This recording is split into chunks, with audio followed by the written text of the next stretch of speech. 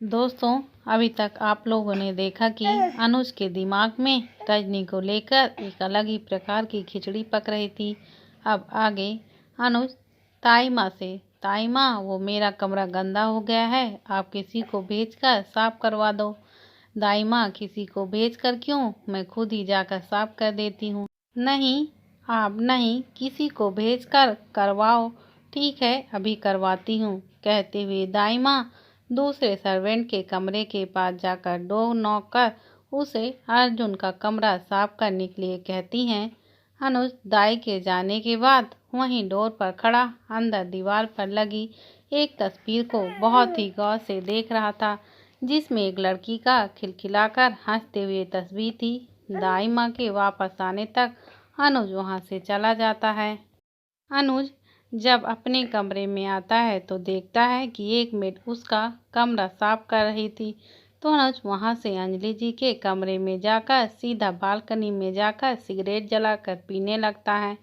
अनुज खुले आसमान की ओर देखते हुए सिगरेट के कास लगा ही रहा था कि तभी सिद्धार्थ जी उसके कंधे पर हाथ रखते हुए कहते हैं, क्या हुआ, अभी से परेशान हो गया इन सब से? अभी तो बहुत लंबा रास्ता तय करना है। रास्ता चाहे कितना ही लंबा क्यों ना हो, मैं पीछे नहीं हटूंगा। दर्द क्या होता है ये तो मान को बता कर ही रहूंगा, लेकिन तुझे पता है इन सब में ये बेचारी बच्ची रजनी को तकलीफ होगी, जिसकी इन सब में कोई गलती भी नहीं है। गलती तो छोड़ो, इसे इन सब के बारे में पता भी नहीं है। गलती उसकी भी कुछ नहीं थी ना पापा, फिर भी उसे किसी बात की सजा मिली। लेकिन अनुज, अगर तुम्हारी मॉम को पता चल गया कि तुम एक मासूम की जिंदगी खराब कर रहे हो तो वो क्या करेंगी नहीं पता। और फिर सच और बाकी सबका तुमने सोचा है कि जब उन सबको पता लगेगा कि तुम रजनी से कोई प्यार व्यार नहीं करते, बल्कि ये सब एक फरेब है, धोखा है, तब क्या होगा? मुझे किसी की परवाह नहीं है पापा, मुझे सिर्फ दिख रहा है तो उसका मासूम सा खिलखिलाकर हंसता हुआ चेहरा, जिसके चेहरे पर हंसी देखने के लिए मैं कुछ भी कर सकता था, लेकिन उस माँ ने सब खराब कर दिया और अब मैं उसका सब खराब कर दूंगा, कहते हुए अनुज वहां से निकलकर चला जाता है। अंजलि जी रजनी को बाथरूम से बाहर लेकर आती हैं। अभी रजनी ने डोरेमोन बना हुआ टी शर्ट और लोअर पहना हुआ था, जिसमें वो बहुत क्यूट लग रही थी। अंजलि जी रजनी को लाकर बेड पर बैठा देती हैं और उसे साइड टेबल पर रखा ब्लैक कॉफ़ी का कप उठाकर पीने के लिए देती हैं। रजनी ब्लैक कॉफ़ी देखते हुए कहती है, अच्छी आंटी ने दिया है, कहाँ है अच्छी आंटी? अंजलि जी रजनी से, अभी तुम्हारी अच्छी आंटी सो रही हैं तो तुम ये जल्दी से पियो। आओ आओ, मैं तुम्हें सुला दूंगी। वैसे तुम कहानी सुनती हो ना?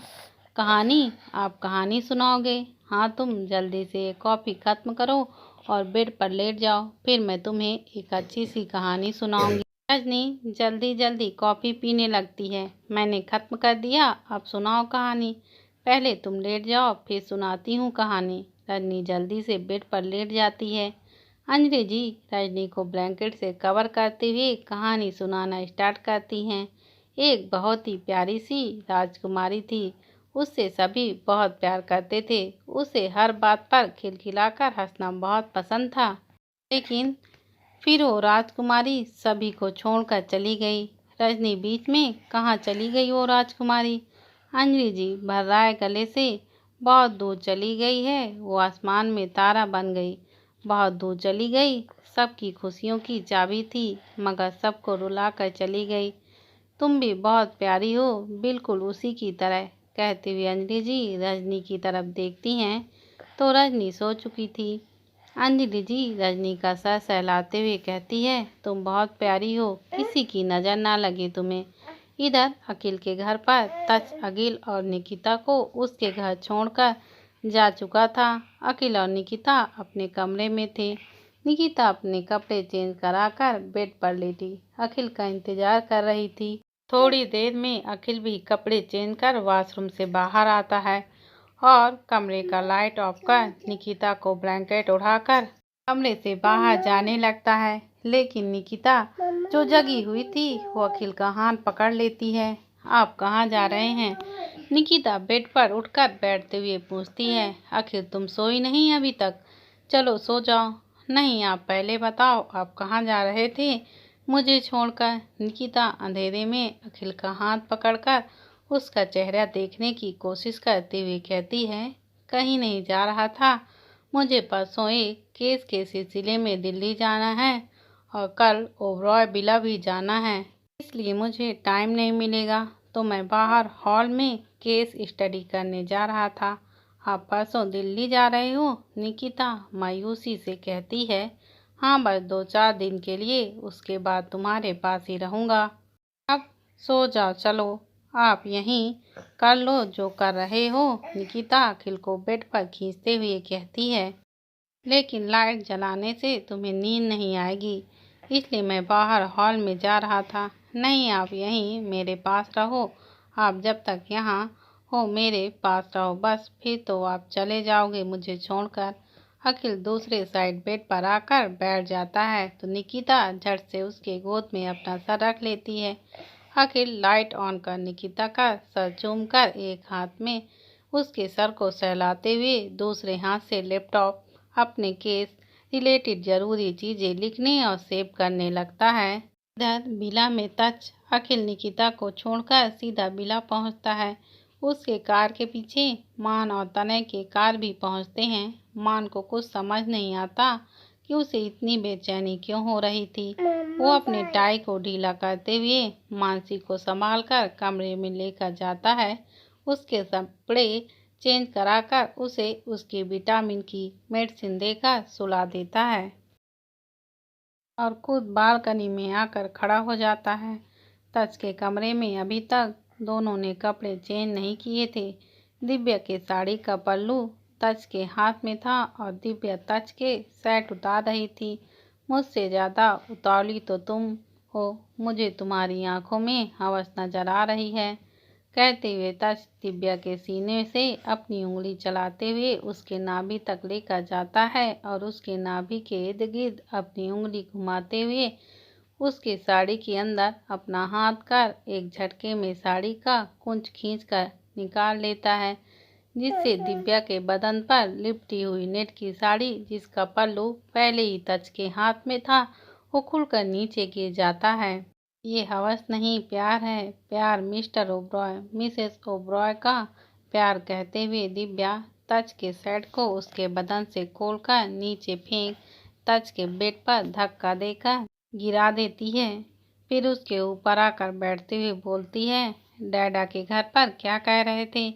मेरी नाभि आपको इनवाइट कर रही थी और आपकी कंट्रोल लूज कर रही थी। अभी करो आप कंट्रोल लूज, अभी मैं आपको इनवाइट कर रही हूँ, कहते हुए दिव्या अपना ब्लाउज खोलकर आहिस्ता से नीचे डाल देती है।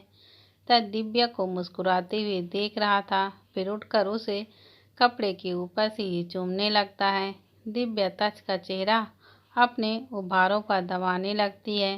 तब दिव्या के कमर पर बांधे उसके पेटीकोट के धागे को खोलकर दिव्या को थोड़ा ऊपर उठाकर उसके कमर से नीचे सरकाकर उतार देता है और वापस से दिव्या को अपने गोद पर बैठाकर उसके पैर अपने कमर में लपेट लेता है।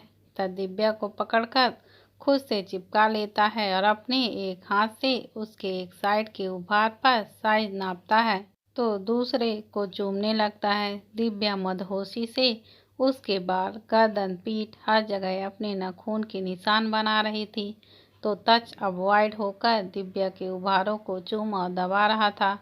दिव्या के मुंह से अब सिसकियां निकलने लगती हैं। दिव्या जोर जोर से सिसकियां भर रही थी और सेक्सी आवाज में तच का नाम ले रही थी, जिसे सुन तच और एक्साइटेड हो जाता है, जिससे तच दिव्या के जिस उभार को चूम रहा था उसे जोर से दबाता है, जिससे दिव्या की जोर से चीख निकल जाती है और वह तच को बेड से धक्का दे देती है। दिव्या के धक्का देने से तच बेड पर गिर जाता है। दिव्या उसे घूरते हुए, तच आप हमेशा ऐसे ही करते हो, आपको पता है कि कितना दर्द होता है। दिव्या अपने उभार को सहलाते हुए कहती है, हाँ तो बेबी, दर्द में ही तो मजा है। कहते हुए तच वापस से दिव्या को अपने ऊपर खींच लेता है, फिर पलटकर उसके ऊपर आ जाता है। तच दिव्या के होठों पर अपने होठ रख एक बार में ही दिव्या में एंटर करता है, जिससे दिव्या अपनी आंखें भींचकर बर्दाश्त कर जाती है। तच अपनी स्पीड बढ़ाते जा रहा था। तच जितनी तेजी से अपनी कमर आगे पीछे कर रहा था, उतनी ही तेजी से दिव्या की पूरी बॉडी हिल रही थी, जिससे तच खुद में समेटने की कोशिश कर रहा था। पूरा कमरा दोनों की सिसकियों से गूंजने लगा। कुछ देर में तच थक कर दिव्या के बगल में लेट जाता है और उसके माथे को चूम लेता है, तो दिव्या अपनी सांसें संभालते हुए तच को देखते हुए कहती है, तच हमारा बेबी कब हमारे पास वापस आएगा? तच दिव्या के ऊपर आते हुए कहता है, अगर हमारे बेबी को जल्दी से हमारे पास वापस लाना है तो हमें फिर से और एक बार ट्राई करना पड़ेगा। तो चलो अभी फिर से करते हैं। तच मैं थक गई। तच अभी दिव्या इतना ही कह पाई थी कि उसकी बात वापस से सिसकियों में तब्दील हो गई थी और एक बार फिर से पूरा कमरा दोनों की आहों और सिसकियों से गूंज से भरने लगता है। सुबह अखिल के घर पर निकिता की नींद खुली तो निकिता देखती है कि अखिल बेड के क्राउन में सर टिकाए वैसे ही बैठे सो रहा था। निकिता बेड से उठकर वॉशरूम में फ्रेश होने चली जाती है। निकिता कुछ देर में नहाकर बाहर आती है तो देखती है कि अखिल अभी भी वैसे ही सो रहा था। निकिता अखिल को उठाते हुए कहती है, अखिल जी उठिए, देखिए सुबह के 10 बज रहे हैं, हमें तच भाई के घर भी जाना है। उठिए, नहीं तो हम लेट हो जाएंगे जाने में। अखिल निकिता को बेड पर अपने ऊपर खींच लेता है और उसके कमर पर अपनी पकड़ मजबूत करते हुए कहता है, यार थोड़ी देर सोने दो ना, और तुम भी थोड़ी देर सो जाओ। कहते हुए अखिल निकिता के होठों को अपने होठ से छूने लगता है। अखिल जी उठिए ना, हमें तच भाई के घर जाने में लेट हो जाएगा।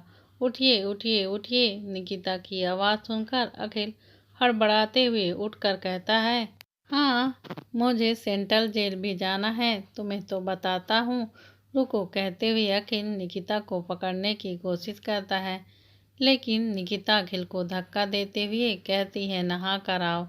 कहती हुई निकिता वहाँ से जाने लगती है तो अखिल उसका हाथ पकड़ लेता है। अखिल जल्दी से उड़ते हुए निकिता के हाथ पकड़कर खींचकर अपनी बाहों में भरते हुए निकिता के माथों को चूमते हुए कहता है, जान प्लीज जल्दी से कुछ खाने को बना दो और फिर जल्दी से तुम रेडी भी हो जाना।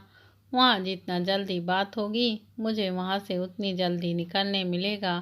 आप सेंट्रल जेल क्यों जाओगे? अखिल रुककर बस इतना समझ लो, किसी निर्दोष की वनवास पूरी हो गई है और अब वो अपनी वनवास काट कर बाहर आ रहा है। वैसे तो निकिता को कुछ समझ में नहीं आता, लेकिन वो सोचती है कि अगर उससे जुड़ी कोई ज़रूरी बात होती तो अखिल जी ज़रूर उससे बताता।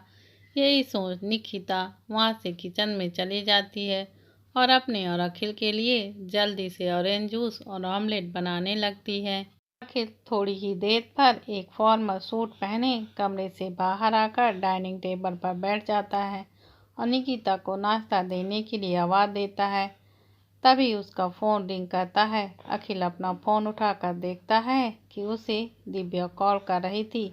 अखिल कॉल रिसीव करके, हाँ बच्चा बोल।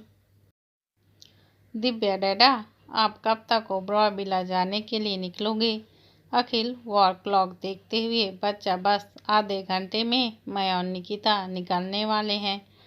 दिव्या डैडा, मैं और तच भी जाने वाले हैं, तो आप विला आ जाओ, फिर साथ चलते हैं। अखिल के हाँ कहने पर दिव्या और अखिल दोनों ही फ़ोन कट कर देते हैं। निकिता अखिल को ऑरेंज जूस और ऑमलेट लाकर डाइनिंग टेबल पर रखती है और खुद भी अखिल के साथ चेयर पर बैठकर खाना स्टार्ट करती है। अखिल निकिता से, निकिता तुम नाश्ता करके रेडी हो जाओ, फिर हम निकलते हैं, हमें पहले विला जाना है, वहाँ तच और दिव्या भी जाने वाले हैं ओबरॉय विला, तो थोड़ा जल्दी करना, ठीक है? मैं अभी रेडी हो जाती हूँ। कहते हुए निकिता अपना जूस का गिलास खत्म करती है। निकिता रेडी होने अपने कमरे में जाने लगती है तो अखिल उसे रोककर अपने पास बुलाता है, निकिता इधर आओ। हाँ आ रही हूँ। निकिता अखिल के पास जाकर जी बोलिए। अखिल निकिता के होंठों पर लगे ऑरेंज जूस के रस को अपने जीभ से लिंक करते हुए कहता है, मैं कल सुबह सुबह ही यहाँ से दिल्ली के लिए निकल जाऊँगा, तो अगर आज की रात तुम स्पेशल बनाओ तो मुझे अच्छा लगेगा। मैं रेडी होकर आती हूँ। कहते हुए निकिता मुस्कुराकर अपने कमरे में रेडी होने चली जाती है। अखिल भी निकिता को मुस्कुराते देख खुद भी मुस्कुराने लगता है और वहीं चेयर पर बैठ अपने मोबाइल में कुछ देखने लगता है। निकिता जब कुछ देर में रेडी होकर आती है, देखिए मैं कैसी लग रही हूँ। अखिल अपनी नजरें उठाकर निकिता को देखता है तो निकिता ने अभी एक पिंक कलर की साड़ी पहनी हुई थी, जिस पर वो बड़ा की खूबसूरत लग रही थी। अखिल निकिता के पास आकर अपने एक हाथ उसके गाल और गर्दन के बीच पकड़ते हुए कहता है, तुम ऐसे मेरे सामने आओगी तो मैं कैसे खुद को कंट्रोल करूँगा। बोलो तो अभी, तुम्हें देख मेरा मन कहीं जाने का नहीं कर रहा है, बस तुम्हें प्यार करने का कर रहा है। निकिता अखिल के हाथ पर अपना हाथ रखते हुए, बाद में प्यार कीजिएगा, अभी चलिए। निकिता अखिल को खुद से दूर कर घर के डोर की तरफ जाने लगती है। अखिल निकिता के पीछे चलते हुए, जान मुझे खुद से दूर मत किया करो, मेरी जान निकलती है यार। निकिता अखिल को अपने करीब खींचते हुए, आपकी जान तो मुझ में है, तो आपकी जान कैसे निकलती है। और हाँ, रात तक वेट कर लो, आपके लिए आज आपकी रात का स्पेशल बनाना है। अखिल निकिता की बात सुन मुस्कुराते हुए आकर कार का डोर खोलकर ड्राइविंग सीट पर बैठ जाता है। निकिता भी आकर पैसेंजर सीट पर बैठ जाती है। अखिल कार स्टार्ट करके विला जाने के लिए निकल जाता है। आज का मौसम बड़ा सुहाना था, जिसका लुत्फ अखिल निकिता के हाथों को पकड़े पकड़े उठा रहा था। इधर अनुज के घर पर रजनी जब सोकर उठती है तो अपने साथ सोती अंजलि को देखती है, जो उन्हें पकड़े बहुत सुकून से सो रही थी। रजनी अंजलि जी के आंखों के पलकों को छूती है, फिर अपना हाथ पीछे खींच लेती है, उनकी नाक छूती है, फिर अपना हाथ खींच लेती है। रजनी को ऐसा करना बहुत अच्छा लग रहा था। अब रजनी फिर से सोई हुई अंजलि जी के ओंठों पर अपनी उंगलियों से छूने लगती है, तो अंजलि जी जो रजनी के उनके नाक को छूते ही जग गई थी, वो रजनी की उंगली को अपने ओंठों के बीच पकड़ लेती हैं और रजनी के पेट में गुदगुदी करने लगती हैं। रजनी भी अंजलि जी के पेट में गुदगुदी करते हुए कहती है, मुम्मू मुम्मू छोड़ो ना, गुदगुदी हो रही है, छोड़ो। मुम्मू अंजलि जी, अच्छा अभी गुदगुदी हो रही है और अभी थोड़ी देर पहले तुम मेरे साथ क्या कर रही थी। रजनी हंसते हुए, मैं तो बस आपको देख रही थी, आपको सुंदर हो, बिल्कुल आसमान की परी की तरह। झूठ बोल रही हो ना। नहीं नहीं, पिंकी प्रॉमिस। जैसे ही अंजलि जी ये लाइन सुनती हैं, उनकी हंसी रुक जाती है और उनका चेहरा जो अभी खुशी से चमक रहा था वो मुरझा जाता है। अंजलि जी के कानों में पिंकी प्रॉमिस गूंज रहा था और वो बेड से उठते हुए कहती हैं, चलो बेटा उठो और चल कर नहा लो। रजनी भी अंजलि जी की बात सुन उठकर वॉशरूम की तरफ चली जाती हैं। अंजलि जी उसे सब समझाकर वॉशरूम से निकलकर एक कमरे में जाकर कबर्ड खोलकर उसमें से कुछ कपड़े निकालकर रजनी के रूम में जाकर बेड पर रखकर रजनी के साथ वॉशरूम के अंदर घुस जाती हैं।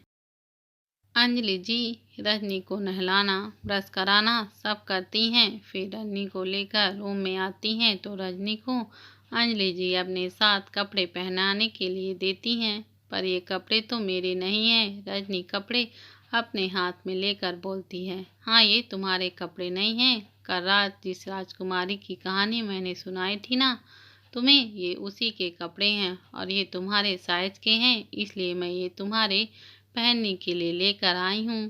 क्या तुम्हें ये पसंद नहीं आई। नहीं नहीं, ये कपड़े बहुत सुंदर हैं, आप उदास मत हो, मैं इसे ही पहन लूँगी, ये बहुत अच्छी है। रजनी अंजलि जी को उदास होते देख उसके हाथ से वो कपड़े लगभग छीनते हुए कहती हैं, मैं अभी इसे पहन कर दिखाती हूँ। कहते हुए रजनी एक ही पल में भागकर वॉशरूम में घुस जाती है। रजनी वो कपड़े पहन वॉशरूम से बाहर आती है तो अंजलि जी उसे देख भावुक हो जाती हैं, लेकिन उनके आंसू कोई देख ना ले इसलिए तुरंत ही अपने आंखों से आंसू साफ कर लेती हैं। मैं कैसी लग रही हूँ इसमें? मेरी बच्ची इसमें बहुत प्यारी लग रही है, बिल्कुल एक परी की तरह। तभी उन्हें सिद्धार्थ जी की आवाज़ आती है जो उन्हें चाय पीने के लिए बुला रहे थे। तुम चलो नाश्ता कर लेना, अगर अभी बाहर नहीं गए ना तो तुम्हारे पापा चिल्ला चिल्ला कर पूरा घर सर पर उठा लेंगे। कहते हुए अंजलि जी कमरे से बाहर निकल जाती हैं। उनके पीछे रजनी भी कंघी हाथ में लिए निकलती है ताकि अंजलि जी उसकी बाल बांध सकें। रजनी अंजलि जी के पीछे पीछे नीचे हॉल में आ जाती है। फिर किचन के पास जाकर किचन में झांककर रजनी अंजलि जी को देखने लगती है। तभी कोई उसके कंधे पर पीछे से टैप करता है और झुककर उसके कान में बोलता है, यहाँ किचन के दरवाजे पर क्या कर रही हो? रजनी अंजलि जी को ढूंढते हुए जो उनकी नज़रों से ओझल हो गई थी, मैं तो मम्मू को देख रही हूँ। अच्छा और क्यों? अरे वो कहते हुए जैसे अंजलि पीछे देखती है तो उसके पीछे सिद्धार्थ जी थे। क्या वो हो रहा है यहाँ तो बताओ। रजनी सिद्धार्थ जी को देख मैं तो मम्मू को देख रही थी। और वो क्यों? रजनी को कुछ समझ में नहीं आ रहा था कि वो क्या कहे, इसलिए वो अपने हाथ में पकड़ी कंघी दिखाते हुए कहती है, इस कंघी से मेरे बाल बनाने के लिए। मेरी मम्मू कहती थी बाल बांध कर रखने से बाल लंबे होते हैं और खूबसूरत भी, लेकिन बाल खुले रखने से बाल खराब हो जाते हैं और टूटने लगते हैं, इसलिए मैं बाल बंधाना चाहती हूँ। मुझे लंबे और खूबसूरत बाल चाहिए। अच्छा तो चलो मैं तुम्हारे बाल बांध देता हूँ।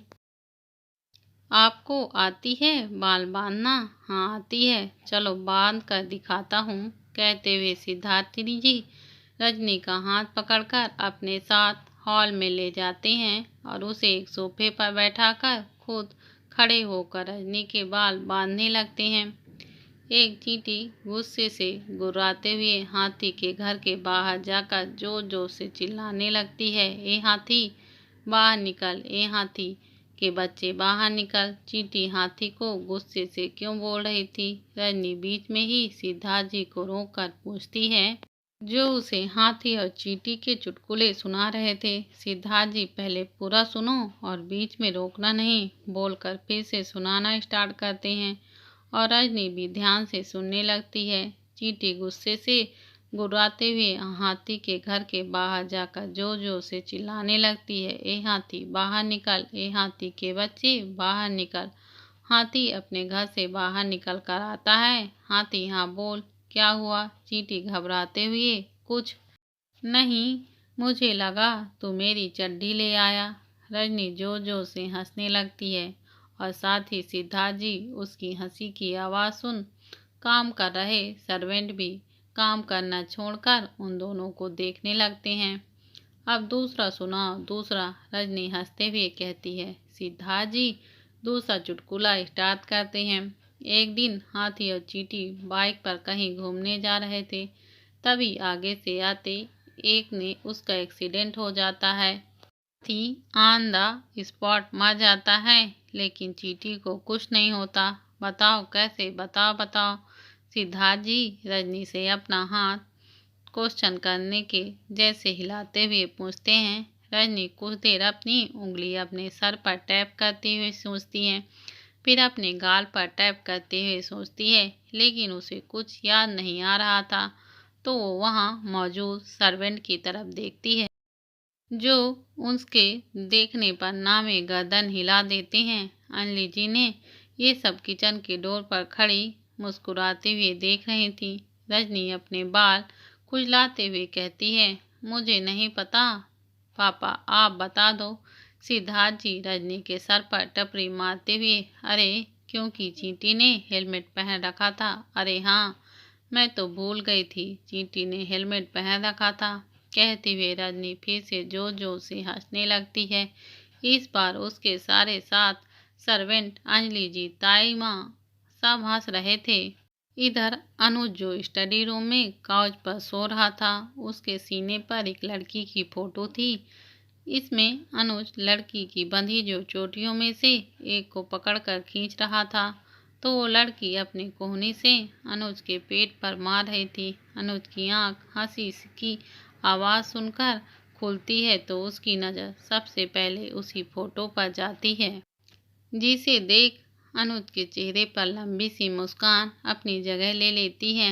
अनुज उस फोटो को छूते हुए कहता है, नन्ही मेरी नन्ही, तूने सही नहीं किया। तू सिर्फ मॉम डैड के लिए नहीं, मेरे लिए भी मेरी नन्ही परी थी, जिसे हम सब बहुत प्यार करते थे, जिसकी वजह से हमारे चेहरे पर खुशी दिखाई देती थी, जिसमें हमारी जान बसती थी। तेरे जाने के बाद इस घर ने जैसा हंसना ही छोड़ दिया। लेकिन तभी अनुज को फिर से जोर से हंसने की आवाज़ आ जाती है। ये किसकी हंसने की आवाज़ है? इस घर में कौन हंस रहा है? देखता हूँ, सोचते हुए अनुज फोटो को टेबल पर सही से रखकर उठकर बाहर आता है और नीचे हॉल में जाने के लिए सीढ़ियों के पास आता है तो उसकी आंखें हॉल में बने उस नज़ारे को देखकर फैलकर बड़ी बड़ी हो जाती हैं। अंजलि जी अनुज को देखकर उसके पास आती हैं और उसके बिखरे बालों को और बिखेरते हुए कहती हैं, थैंक यू हमें हमारी नन्ही वापस देने के लिए। कहते हुए अंजलि जी फिर से हंसने लगती हैं, क्योंकि नीचे हॉल में सिद्धार्थ जी आगे आगे भाग रहे थे और रजनी उनके पीछे उन्हें पकड़ने के लिए भाग रही थी। अनुज भी उन सबको हैरानी से देख रहा था, जो रजनी के साथ बच्चे बनकर खेल रहे थे। अखिल और निकिता बिला पहुंचते हैं। अखिल की कार बिला के अंदर आती है। उनके कार को बिला के अंदर आते देख गार्ड जल्दी से कार रुकने पर डोर खोलने लगता है, लेकिन अखिल गार्ड को हाथ दिखाकर मना कर खुद कार से निकलकर निकिता के साइड आकर डोर खोलता है और निकिता का हाथ थामकर उसे कार से बाहर निकालने में हेल्प करता है। निकिता मुस्कुराते हुए, अखिल जी मैं खुद कर सकती हूँ। अखिल शायराना अंदाज में, तेरे इश्क में तेरे गुलाम बन बैठे हैं, थोड़ी खिदमत हमें भी कर लेने दीजिए। निकिता हंसने लगती है।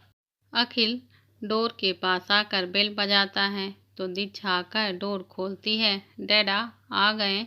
दी और जीजू कब से आप दोनों का वेट कर रहे थे। अच्छा तुम हमारा वेट नहीं कर रही थी?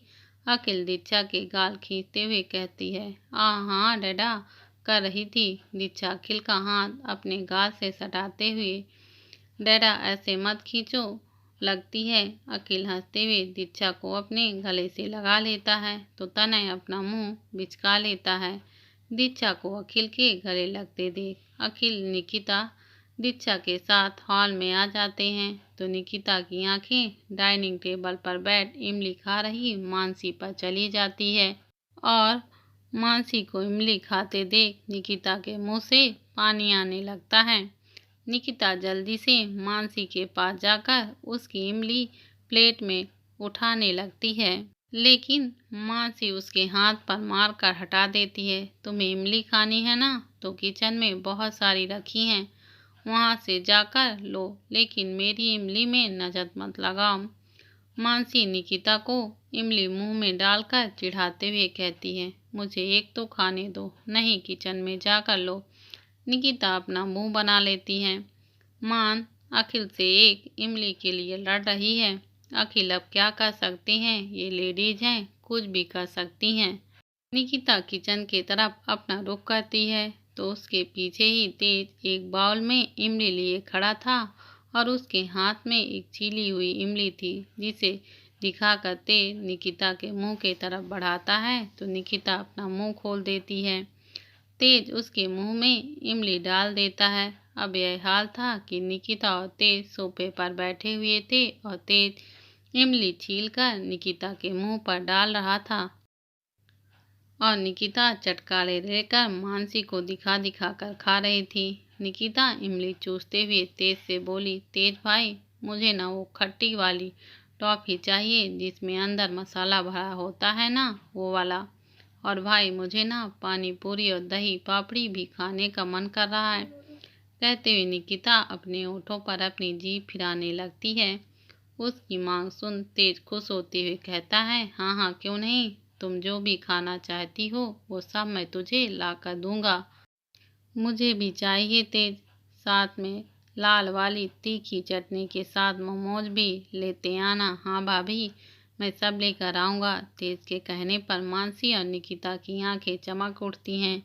निकिता और मानसी को इस तरह से लड़कर इमली खाते और इतनी सारी चीज़ों की फरमाइश करते देख दिव्या डाइनिंग टेबल पर बैठे बैठे ही अपने पेट पर हाथ रखकर सपने देखने लगती है। दिव्या का बेबी पम्प बड़ा हो गया था, लगभग 7 माह का, और वो अपने एक हाथ से अपने कमर को हाथ पीछे कर पकड़ी थी और एक हाथ से अपने बेबी पम्प को नीचे से सपोर्ट के लिए पकड़कर धीरे धीरे चलकर तज जो डाइनिंग टेबल पर लजीज खाना सजा रहा था उसके तरफ बढ़ रही थी। दिव्या को आते देख तज जल्दी से जाकर दिव्या का हाथ थाम लेता है और दूसरा हाथ दूसरे साइड से लगाकर उसके कमर को पीछे से पकड़कर उसे डाइनिंग टेबल तक चलकर आने में मदद करता है। तज दिव्या को टेबल के पास लाकर चेयर पर बिठा देता है। दिव्या देखती है पूरी टेबल अलग अलग खाने से सजा हुआ है, जैसे पानी पूरी, सेव पूरी, दही पापड़ी, इडली डोसा, मोमोज, बर्गर, पिज्ज़ा, पाव भाजी, चाट, समोसा और तज सभी चीज़ें अपने हाथ से दिव्या को खिला रहा था और दिव्या बड़े चाव से सभी चीज़ें खा रही थी। तभी दिव्या के बेबी ने उसे किक किया। किक को फील करते ही दिव्या तज का हाथ पकड़कर अपने बेबी पंप पर रख लेती है तो तज ना में गर्दन हिलाने लगता है तो दिव्या मायूस हो जाती है। तभी दिव्या तज की आवाज़ से अपने सपने से बाहर आती है, जो सीढ़ियों से नीचे आते हुए कह रहा था, ये सब कुछ भी घर में नहीं आएगा। तज की बात सुन निकिता और मानसी का चेहरा लटक जाता है तो वहीं दिव्या अपने पेट को बेबी पंप समझकर सहला रही थी। लेकिन भाई भाभी और निकिता को खाने का मन है इसलिए बोल रही हैं। हाँ तो खाने का मन है तो कुछ भी खा लेंगी, जानते नहीं क्या वो स्ट्रीट फूड कितना अनहाइजेनिक होता है। इन्हें और बेबी को कुछ हो गया तो रिस्क नहीं ले सकते, इसलिए इन्हें जो भी कुछ खाने का मन करेगा लीला आंटी को बोल देंगी, वो घर पर बनवा देंगी। अब ठीक है ना। तब निकिता और मानसी का लटका हुआ चेहरा देखकर उनसे कहता है।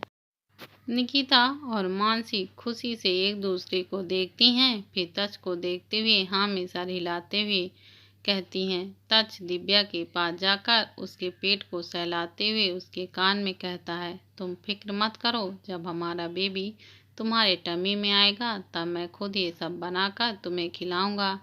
दिव्या भी तज की बात मुस्कुराकर उसके गाल पर चूम लेती है। तज खुद सोते हुए कहता है, अब चलो जल्दी से चलते हैं, वापस आकर मुझे बेबी को लाने का प्रोसेस शुरू करना है। दिव्या उसकी बात सुन शर्मा कर अपनी नजरें नीचे कर लेती है। तज दिव्या का हाथ पकड़कर आगे बढ़ते हुए अखिल को चलने के लिए कहता है। अखिल भी हाँ कहते हुए निकिता को चलने के लिए आवाज़ देता है तो निकिता तेज के हाथ से इमली खाने में बिजी थी। निकिता निकिता हाँ बोलिए, चलो अब आकर खा लेना। हाँ चलिए। निकिता के जाने के नाम से तेज जल्दी जल्दी इमली छीलकर बाउल में डालकर वो बाउल निकिता को दे देता है। निकिता भी बाउल लेकर ही बिला से बाहर चली जाती है। इधर अनुज के घर पर अनुज अपने पापा को बच्चा बनकर रजनी के साथ खेलते देख रहा था। जो इंसान अपनी बेटी को खो देने के बाद से सही से किसी के साथ बातें करते टाइम मुस्कुराया ना हो, अभी वो खुद एक बच्चा बनकर रजनी के आगे पीछे घूम रहे थे और रजनी उन्हें पापा पापा कहते हुए उनके आगे पीछे भाग रही थी। रजनी जिसने घाघरा और फ्रॉक पहन रखा था उसका पैर दौड़ते हुए उसके घेरेदार घाघरे में फंस जाता है और उसका पैर मुड़ जाता है, जिससे रजनी गिरने लगती है। आहा मुम्मू बचाओ। रजनी की आवाज़ सुन और उसे गिरते देख सिद्धार्थ जी, अंजलि जी, ताई माँ सबके चेहरे के रंग उड़ जाते हैं और सब रजनी को गिरने से बचाने के लिए उनकी तरफ भागे। रजनी बेटा। अनुज जो अभी सीढ़ियों के पास खड़ा था रजनी को गिरते हुए देख फुर्ती से उसकी तरफ भागा और रजनी के गिरने से पहले ही उसका हाथ पकड़कर अपने तरफ खींच लिया। रजनी सीधे अनुज के बाहों में गिरी और अनुज उसको अपनी बाहों में इतनी जोर से पकड़ लेता है जैसे उसके छोड़ते ही रजनी उससे दूर हो जाएगी। रजनी रोने लगी। मुझे लग गई, मुझे दर्द हो रहा है अच्छी आंटी, भैयू कहते हुए रजनी रोने लगती है। कुछ नहीं हुआ, ठीक है, तुम गिरी नहीं। वो देखो तुम्हारे लॉलीपॉप ने तुम्हें बचा लिया। हाँ देखो। रजनी जो अपनी आंखें बंद कर रोते हुए दिव्या और मान को याद कर रही थी, वो अनुज की आवाज़ सुन जल्दी से अपनी आंखें खोल उसके गले में अपने हाथ लपेट कर रोते हुए बोलती है, लॉलीपॉप देखो ना, मुझे यहाँ चोट लग गई, दर्द कर रहा है। नहीं, कुछ नहीं हुआ है, सब ठीक है, मैं हूँ ना तुम्हारे पास। रजनी तुम ठीक हो ना, कहीं ज़्यादा चोट तो नहीं लगी ना बेटा? नहीं तो हम हॉस्पिटल चलते हैं। मुम्मू पापा मुझे लग गई। रजनी जितने प्यार से अपने चेहरे आड़े टेढ़े बनाकर बोल रही थी वो बहुत प्यारी लग रही थी। अरे बेटी को चोट लग गई, दिखाओ कहाँ लगी। यहाँ लगी मुम्मू। अंजलि जी के इतने प्यार से पूछने पर रजनी अपना पैर आगे कर कर दिखाने लगती है। अभी रजनी अनुज के गोद पर बैठी हुई थी। अनुज को रजनी पर बहुत प्यार आ रहा था। अभी उसका मन कर रहा था कि अभी वो रजनी के होठों के रस को तब तक पिए जब तक दोनों की सांसें फूलने न लगे। लेकिन तभी उसे रजनी के तेज रोने की आवाज़ सुनाई देती है तो अनुज अपना हाथ देखता है जो बेख्याली में रजनी के एंगल को छू रहे थे। अनुज जल्दी से अपना हाथ हटाते हुए पूछता है, क्या तुम्हें यहाँ दर्द हो रहा है? रजनी अनुज के कंधे पर मारते हुए, तुम लॉलीपॉप, तुमने मुझे दर्द करा दिया, तुम गंदे हो जाओ, मैं तुमसे बात नहीं करती, कहते हुए रजनी अपना मुंह मोड़कर अनुज के गोद से उतरने लगती है। लेकिन जैसे ही रजनी अपने पैर फर्श पर रखती है उसकी चीख निकल जाती है क्योंकि उसका पैर मुड़ने से एंगल में मोच आ गई थी। अनुज जल्दी से उसे अपनी गोद पर उठाकर अपने कमरे ले जाने लगता है तो सभी उसके पीछे जाने लगते हैं तो अनुज उन्हें रोकते हुए कहता है, मॉम रजनी को भूख लगी होगी तो आप रजनी के लिए कुछ खाने के लिए ले लाइए और डैडा आप ऑयलमेंट लेकर आइए, ऑयलमेंट लगाकर गरम पट्टी कर देंगे तो जल्दी ठीक हो जाएगी। अंजलि जी जल्दी से किचन में चली जाती हैं और रजनी के लिए पास्ता बनाने लगती हैं। सिद्धार्थ जी भी ऑयलमेंट लेने चले जाते हैं। अनुज रजनी को अपने कमरे में लेकर आता है और उसे अपने गोद में लेकर बेड पर बैठ जाता है और रजनी के पैरों को उठाकर देखने लगता है। लेकिन अनुज के हाथ हल्का सा भी रजनी के एंगल को छूते तो रजनी दर्द से तड़प उठती और रोने लगती, जिसे देख अनुज को भी अपने दिल में दर्द का एहसास होता है। अनुज रजनी का माइंड डाइवर्ट करने के लिए जल्दी से उसका चेहरा पकड़कर उससे बोलता है, कल से तुमने अपनी लॉलीपॉप नहीं खाई ना, अभी खाओगी। रजनी बच्चों जैसा मुंह बनाकर हाँ में सिर हिलाती है तो अनुज अपने एक हाथ रजनी के सर के पीछे ले जाकर उसके सर को पीछे से पकड़कर ऊपर उठाकर उसके होंठों पर अपने होंठ रख देता है। अनुज धीरे धीरे कर रजनी के होंठों को चूसने लगता है और साथ अपने दूसरे हाथ से रजनी के एंगल को पकड़कर मोड़ देता है।